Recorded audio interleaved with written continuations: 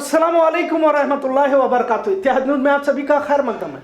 मुल्क में जिस कदर नफरत का माहौल बनाया जा रहा है, मुल्क की दशा और दशा तय करना इस वक्त काफी मुश्किल होता जा रहा है। मुल्क में आपको सिवाय नफरत के कुछ नजर नहीं आएगा। फिल्म, टीवी सीरियल्स, ड्रामों के जरिए भी नफरत परोसने का काम किया जा रहा है। अब कश्मीर फाइल्स पर काफी चर्चा जारी है। इसकी हिमायत में और इसकी मुखालिफत में भी दोनों तरफ लोग हैं, लेकिन इस फिल्म को सरकारी तौर पर नफरत फैलाने का इल्जाम लगाया जा रहा है। थिएटरों में मुस्लिम समाज के खिलाफ नारेबाजी भी देखी जा रही है। कश्मीर पंडितों पर हुए जुल्म को फिल्म के जरिए नफरती टूल बनाकर पेश करने का इल्जाम लगाया जा रहा है। 1990 में कश्मीरी पंडितों पर जुल्म कर 90 कश्मीरी पंडितों का कत्ल किया गया था, लेकिन साथ में कई बेगुनाह कश्मीरी मुसलमानों का भी कत्ल किया गया था। लिहाजा फिल्म में कश्मीरी पंडितों के कत्ल की बात को ही दिखाए गए। खैर, कश्मीर फाइल्स के साथ गुजरात फाइल्स का भी जिक्र जरूरी है, ऐसा इल्मी दानिशुरों का कहना है।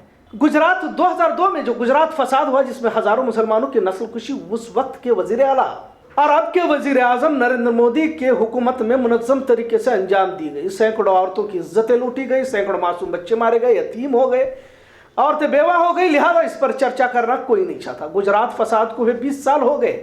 आज हम एक ऐसे खास मेहमान से आपसे मुलाकात करना चाहते हैं जो फसादात में जो मारे जाते हैं, वालिदैन मारे जाते हैं, माँ बाप मारे जाते हैं, तो उनके जो बच्चे हैं उन बच्चों की वो किस तरह से देखभाल, यानी कि जिनके सामने अपने वालिदैन को मारा जाता है तो उनके जहनों पर क्या नक्श होता है, उनके जहन किस तरह से इससे मुतासिर हो जाते हैं और एक जहनी बीमार बन जाते हैं।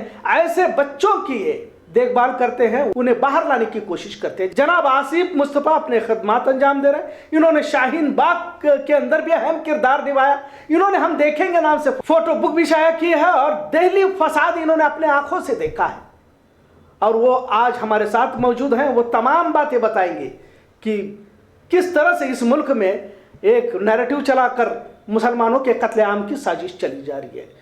माइल्स टू स्माइल्स नाम का इदारा भी ये चलाते हैं। गुजरात और दिल्ली फसाद में जिन बच्चों ने अपना घर, अपने वालिदैन को खोया है, आज भी वो फसाद के जख्मों से उभर नहीं पाए हैं। इनके लिए स्कूल और इन्हें उस सदमे से बाहर निकालने का काम कर रहे हैं। आज खुशकिस्मती है कि इत्तेहाद न्यूज़ पर जनाब आसिफ मुस्तफा उन तमाम बातों को हमारे साथ शेयर करेंगे। आइए उनसे राब्ता करते हैं। आज वो हमारे साथ मौजूद है, उन्होंने इस काम को कैसे अंजाम दिया। आइए, आसिफ मुस्तफा जो समाजी खिदमतगार और ऐसे कामों को अंजाम दे रहे हैं, शायद हमारे तसव्वुर से बाहर है। जी, अस्सलाम वालेकुम। वालेकुम अस्सलाम रहमतुल्लाहि वबरकातुहू। सबसे पहले आपका खैर मकदम सर हमारे चैनल पर इत्तेहाद न्यूज़ पर। कश्मीर फाइल्स पर काफ़ी चर्चा हो रही है, लेकिन आप दिल्ली फसाद, गुजरात फसाद में जो बच्चे मुतासिर हुए हैं, इनकी देखभाल, इनके जो ज़ख्म है, जो आज भी इनके दिलो दिमाग पर नक्श है, इस पर आप काम कर रहे हैं। आखिर कैसे अंजाम दे रहे हैं इस काम को, थोड़ा हमारे नाज़रीन को बताइए सर।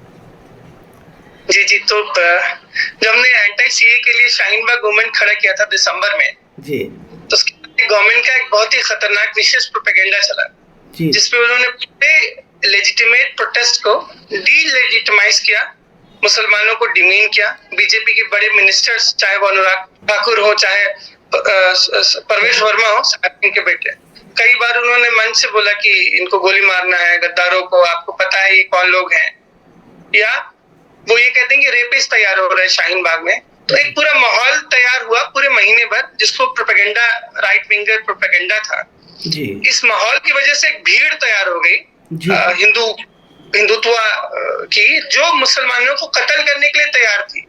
तो ये पूरा दिसंबर के एंड से लेके जनवरी का पूरा वक्त जो है वो अदराइजेशन का है, जिसमें राइट विंगर्स ने मुसलमानों को दी अदर क्रिएट कर दिया कि ये लोग अलग हैं, ये लोग कॉन्स्टिट्यूशन में बिलीव नहीं करते।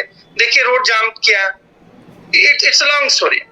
इसको सपोर्ट करते थे बीजेपी के जो टॉप ब्रश है, चाहे होम मिनिस्टर्स हो, चाहे होम मिनिस्टर हो, चाहे बाकी के मिनिस्टर्स हो।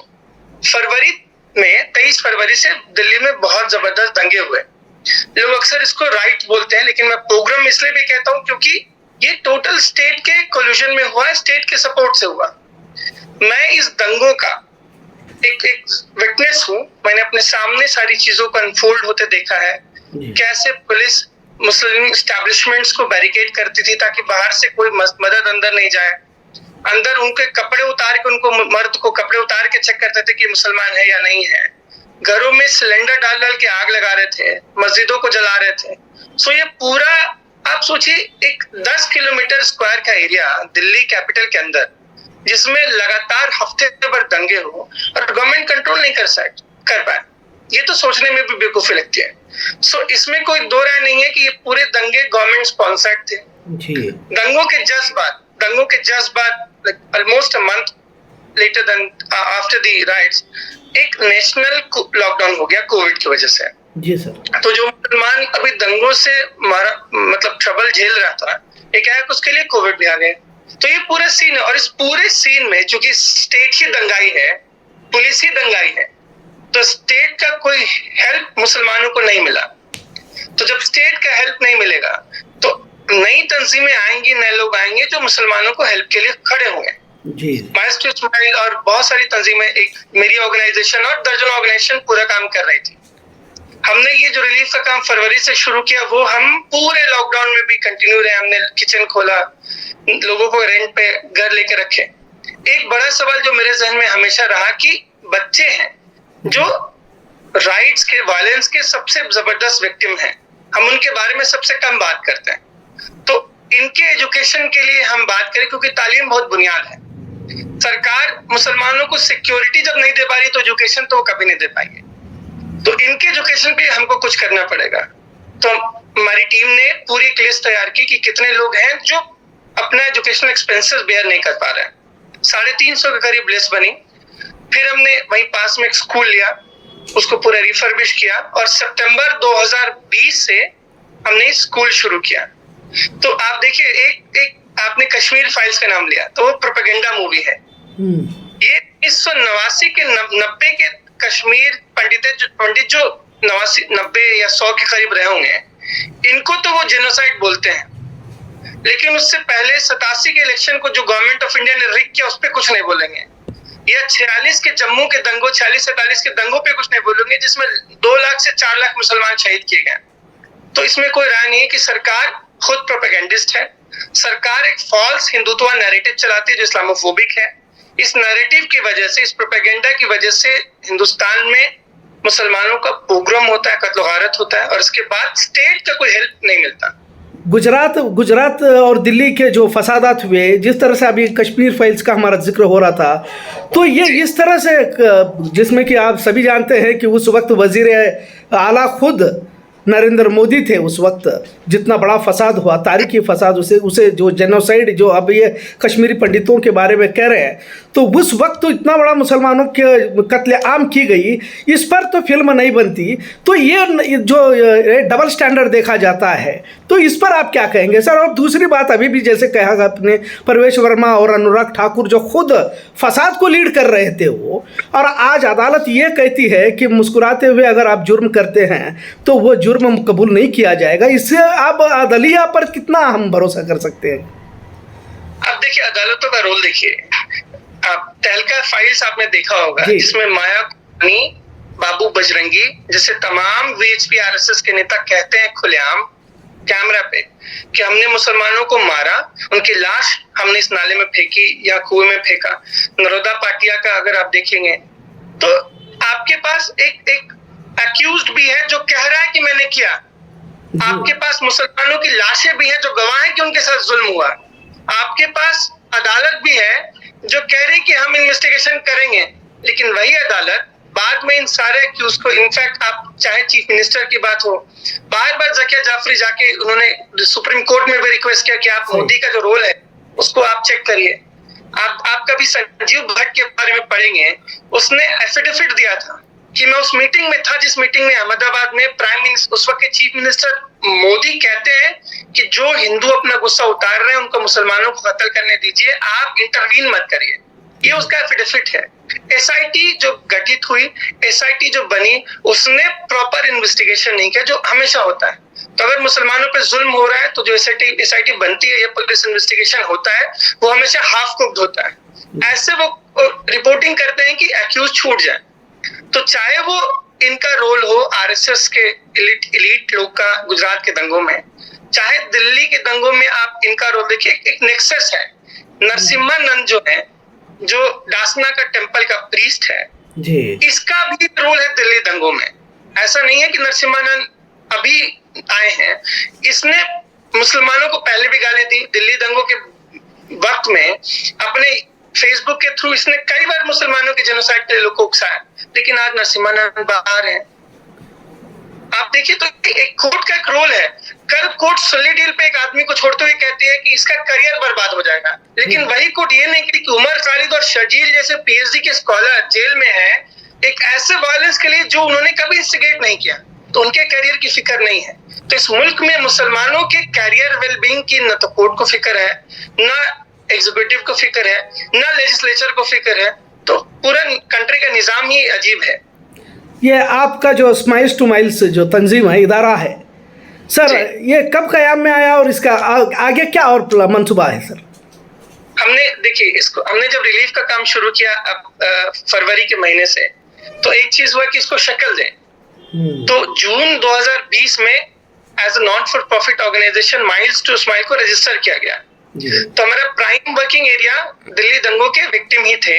हमने उनके साथ एजुकेशनल, लीगल, रिहेबिलिटेशनल काम किया 2 सालों में, और अभी भी कई फैमिलीज हैं उनके साथ हम कर रहे हैं। कई फैमिलीज हैं जिनके हस्बैंड को, ब्रेड अर्नर को पुलिस ने जबरदस्ती झूठे मुकदमों में जेल में डाल रखा है, तो उनके फैमिली को जो कंटिन्यूड सपोर्ट है ये हम कई एंड से प्रोवाइड कर रहे हैं। एक और बड़ा ग्रुप है वो है रोहिंग्यास का। तो रोहिंग्यास को लेके मुल्क में पिछले 10 सालों में एक बहुत ही बड़ा माहौल तैयार किया जा रहा है इनको भगाने का। तो चाहे वो राइट विंगर्स हो, चाहे बाकी इंस्टीट्यूशंस हो, वो इनको कहती है कि ये they are a threat to national security. तो दिल्ली में जहाँ पे हम रहते हैं वहां पे पास में ही एक रोहिंग्यास पे सेटलमेंट था। जून में उस पूरे सेटलमेंट को आग से जला दिया, पूरे सेटलमेंट को। तो हमने रोहिंग्यास के साथ रिलीफ का काम शुरू किया। दिसंबर 15 को जो नू में रोहिंग्या का सेटलमेंट है उस पूरे सेटलमेंट को इन्होंने जला दिया चंदेनी 2 में। तो अभी राइट विक्टिम के साथ साथ हम रोहिंग्या जो रिफ्यूजीज हैं जो एक सिस्टमिक ऑपरेशन का शिकार हो रहे हैं इस मुल्क में, हम उनके साथ भी काम कर रहे हैं। हमने उनके लिए एक लर्निंग सेंटर खोला है, फातिमा अल फिहरी लर्निंग सेंटर जो नू में है। इंशाल्लाह ईद के बाद उनकी क्लासेस वहां भी शुरू करेंगे। ये जो मासूम बच्चों के चेहरों पर जो डर खौफ देखा जाता है सर, आप इसे कैसे देखते हैं? क्योंकि आप करीब हैं और कई फसाद में मुतासिर बच्चों से मिल भी चुके हैं, तो इनके चेहरों पर क्या दास्तान रहती है, वो क्या कहना चाहते हैं? आप देखिए, मतलब मुझे लगता है कि एक ऐसा सवाल है जिसका जवाब बहुत मुश्किल है। एक लड़की है खुशी, 13 साल की लड़की है, उसके सामने उसके बाप को जला दिया मार के इन्होंने दिल्ली दंगों में। उसका छोटा भाई है रेहान, मुश्किल से 4 साल का होगा, उसके सामने उसके बाप को मार दिया। और ये भी भीड़ कहती रही कि अगर तुम अपनी बेटी को नहीं लेके जाओगे तो हम उसका यही रेप कर देंगे। तो ये जो बच्चे हैं जिन्होंने अपने माँ बाप को मरते हुए देखा अपनी आंखों के सामने, या अपना घर जलते देखा है। कई सारे बच्चे हैं जिनके टेस्टिमोनियल है, जिन्होंने बोला कि हमारे सामने हमारे पड़ोसी ने हमारा घर जला दिया, बहुत मुश्किल से हम भागे हैं। ये छोटे छोटे बच्चे हैं, 4 साल, 5 साल, 6 साल, 8 साल। उस वायलेंस ने उनके दिमाग पे जो साइकोलॉजिकल असर डाला, मुझे लगता है कि इस पे हमें बात करना चाहिए। लेकिन इतना बड़ा एरिया है मुसलमानों के लिए, इस मुल्क में सिक्योरिटी इतना बड़ा इशू है, तो इस पे जो बच्चे हैं उनके जहन में वो चीज अभी भी है। 2 साल से हम उनके साथ कोशिश कर रहे हैं, स्कूल में पिकनिक पे उनको लेके जाते हैं। एक स्माइल करिकुलम है ताकि बच्चों के अंदर से वो जो डर है, वो जो उन्होंने देखा है वायलेंस, वो निकल सके। हम कई हद तक कामयाब भी हुए हैं, लेकिन 100% बिल्कुल कामयाब नहीं है, क्योंकि वो जो डर है, वो नफरत है, वो गुस्सा है, उनके अंदर आज भी है। जिन्होंने अपने बाप को खोया है, कोई भी दुनिया की चीज उसको पूरा नहीं कर सकती। तो आज भी बहुत नहीं मायूस हैं जितना थे वो पहले। सर, जैसा आपने कहा कि उनके चेहरों पर एक डर खौफ है, फिर से एक बार हम वो डर देखा जा रहा है। अब तो कई पूरे मुल्क में इस तरह का माहौल बनाने की कोशिश की जा रही है, और अब खुले मंचों से नरसंहार यानी कि जेनोसाइड का ऐलान भी किया जाता है। तो आने वाले दिनों में ये कितना बढ़ सकता है सर? क्या इसके लिए देश किस दिशा और दशा तय कर सकता है, बताइए। आप देखिए, 2 साल पहले इंडियन अमेरिकन मुस्लिम काउंसिल के कॉन्फ्रेंस पे मैंने बोला था कि हम एक जेनोसाइडल टाइम बॉम्ब पे बैठे हैं जी। वी आर सेट, और टाइम बहुत तेजी से टिक हो रहा है जी। तो उसके जस्ट 1 साल बाद, मतलब अभी जो जेनोसाइड वॉच के हेड है, उन्होंने बोला कि हम 8th स्टेज ऑफ जेनोसाइड पे हैं जी। तो आप देखिए, एक जेनोसाइड के जितने एलिमेंट्स होते हैं 8वें स्टेज तक पहुंचने के, वो सब तैयार हैं। उस स्टेज में स्टेट का टैसिट सपोर्ट है, जिसमें एक लेजिस्लेचर मुसलमानों को सिटीजनशिप से डिसफ्रेंचाइज करने के लिए एक सिटीजनशिप अमेंडमेंट एक्ट बनाती है। एग्जीक्यूटिव इंश्योर करता है कि जब दंगे हो या कुछ भी है हालत हो तो मुसलमानों को मैक्सिमम वो पनिश कर सके। जुडिशरी ऐसा रोल देती है कि अगर मुसलमान अगर अक्यूज्ड है तो वो उसको सजा होना ही है, क्योंकि उन्होंने पूरे प्रोसेस को पनिशमेंट बना दिया। शजील, उमर खालिद भाई, इन सबको जेल में गए हुए 2 साल से ज्यादा हो गए। 2 साल का ये प्रोसेस उनके लिए पनिशमेंट बना दिया गया है।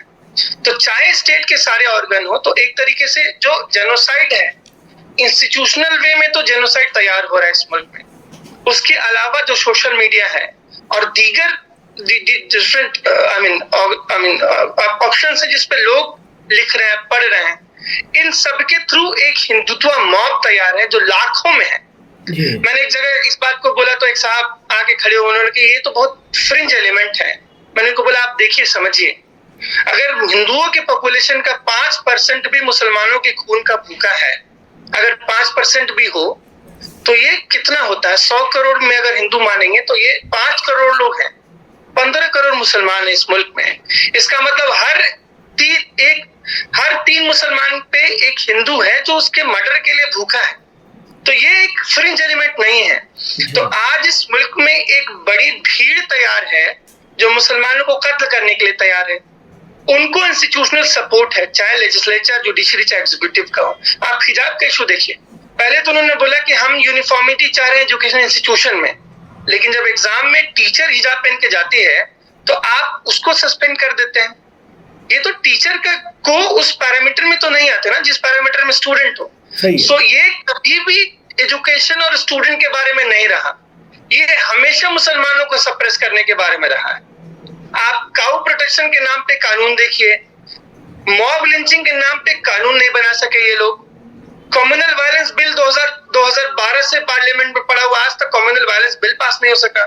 तो सरकार का मंशा साफ है, हम अपने प्रॉक्सी प्लेयर्स आरएसएस के या हिंदू परिषद के या हिंदू वाहिनी के प्रॉक्सी प्लेयर के थ्रू मुसलमानों पे वायलेंस करेंगे और फिर अपने एक्टिव मेंबर्स, एक्टिव जो उनका सपोर्ट है लेजिस्लेचर, जुडिशरी के थ्रू हम इनको निकालेंगे। इसलिए आज नरसिम्हानंद बाहर है, इसलिए कपिल गुज्जर बाहर है, इसलिए मुसलमानों के खिलाफ जिन लोगों ने आग उगला वो सब बाहर है। तो स्टेट का तो सपोर्ट है। तो एक जेनोसाइड तैयार हो रहा है इस मुल्क में और हमारे पास वक्त बहुत कम है। हमको इससे लड़ना है ताकि ये आग जो हिंदुस्तान के कई हिस्सों में चल रही है ये पूरे मुल्क में न फैल जाए, इसका डर है मुझे। सर, क्या इसका हल क्या हो सकता है सर, इस मुश्किल हाल मसले का? एक हल तो मुझे लगता है, देखिए जब दिल्ली में दंगे शुरू हुए, मैं अपना एक्सपीरियंस बताता हूँ। तो शुरू के 2 दिन, पहले दिन और दूसरे दिन मुसलमानों को लगा कि हम कैपिटल में रहते हैं, इस मुल्क का सेंट्रल पार्ट है, ये एक नर्व है, दिल है। उन्होंने खूब फोन किया, पुलिस को फोन किया, उन्होंने फोन किया फायर ब्रिगेड वालों को, हॉस्पिटल को, सबको। उनको यकीन था अंदर से कि ये जो स्टेट का निजाम है, पुलिस हमको बचाएगी, लेकिन उनके मदद में कोई पुलिस नहीं आई। फाइनली उनको खुद सड़कों पे आना पड़ा अपनी राइट्स के लिए, और तब जब उन्होंने एक रेजिस्टेंस दिया तो ये वायलेंस सबसाइड हुआ। ऐसे ही जब मुल्क में सिटीजनशिप अमेंडमेंट जैसा बेशरम कानून सरकार लेके आती है और मुसलमानों के सिटीजनशिप को सवाल करती है, तो हम सड़कों पे आए शाहीन बाग में अपने हक के लिए। तो अब यह है कि जेनोसाइड रोकने का इंस्टीट्यूशनल को वे नहीं है इंडिया में। इंडिया की सारी एजेंसी जितनी भी हैं सब कंप्लिसिट है इस जेनोसाइड में। तो अगर आपको लगे कि ये जेनोसाइड इंडिया की कोई एजेंसी विद इन इंडिया अगर इसको रोके तो ये नहीं, क्योंकि वो इसका पार्ट है, वो इसके एक प्लेयर हैं। तो ये तभी रुकेगा जब हम डोमेस्टिकली तैयार हो इनसे लड़ने के लिए, अपनी बात करने के लिए, हम सड़कों पे आने के लिए तैयार हो, और एक इंटरनेशनल प्रेशर इन पे बनाना है। तो चाहे वो कई सारी ह्यूमन राइट्स ऑर्गेनाइजेशन, चाहे यूएस में हो, चाहे यूके में हो, चाहे ऑस्ट्रेलिया में हो, चाहे यूरोप के बाकी हिस्सों में, उन सब से एक प्रेशर माउंट करना पड़ेगा ताकि ये जो इनका मंसूबा है एक लार्ज जेनोसाइड का, इनका जो मंसूबा है कि large number of Muslim should be murdered, ताकि एक डर पैदा हो, इसको हम काउंटर कर सके। मैं बहुत मुझे बहुत फक्र हो रहा है कि मैं आपसे बात कर रहा हूँ, और अल्हम्दुलिल्लाह एक बहुत ही प्रोमिनेंट काम आप कर रहे हैं ऐसे दौर में जहाँ जो मीडिया है गोदी मीडिया बन गई है, ऐसे दौर में जो सच बोलने के लोग हिम्मत नहीं करते, ऐसे दौर में जहाँ ऑप्रेस्ड और मार्जिनलाइज की बात कोई नहीं करता, ऐसे दौर में जो विक्टिम की बात कोई नहीं करता, आप अपने न्यूज पोर्टल के थ्रू इन सारे एलिमेंट्स की बात, जो हक की बात है, जो सच बात है, ये आप लोगों तक पहुंचा रहे हैं। इसके लिए तो हम सबको इत्तेहाद न्यूज का शुक्रगुजार होना चाहिए। बहुत बहुत शुक्रिया हजरत, आप हमारे चैनल पर आए, ये हमारा खुशकिस्मती है जी। जज़ाकल्लाह। अस्सलाम वालेकुम। वालेकुम अस्सलाम। बहुत बहुत शुक्रिया आसिफ मुस्तफ़ा साहब, आज हमारे साथ जो ख़ास मेहमान जुड़े थे आसिफ मुस्तफ़ा साहब, जो दिल्ली से, जिन्होंने दिल्ली फसाद में किस तरह से मुसलमानों को मारा गया, इससे पहले भी गुजरात फसाद में जिन बच्चों को जो आज वो जहनी दबाव में है, जहनी परेशानियों में है, उन्हें स्कूल और उन्हें उस सदमे से बाहर लाने का काम जनाब आसिफ मुस्तफ़ा साहब कर रहे थे। उन्होंने जो आने वाले दिनों में भी किस कदर मुल्क में एक नस्ल कुशी का प्रोग्राम फ़िरका परस्तों की जानिब से बनाया गया है और हमें इस वक्त क्या करना चाहिए, आने वाले दिनों में किस कैसे हालात से पूरे मुल्क में मुसलमानों को दो चार होना पड़ेगा, इस पर उन्होंने बात कही है। खबरों का सिलसिला यूं ही चलता रहेगा, देखते रहे इत्तेहाद न्यूज़। शुक्रिया, अल्लाह हाफिज़।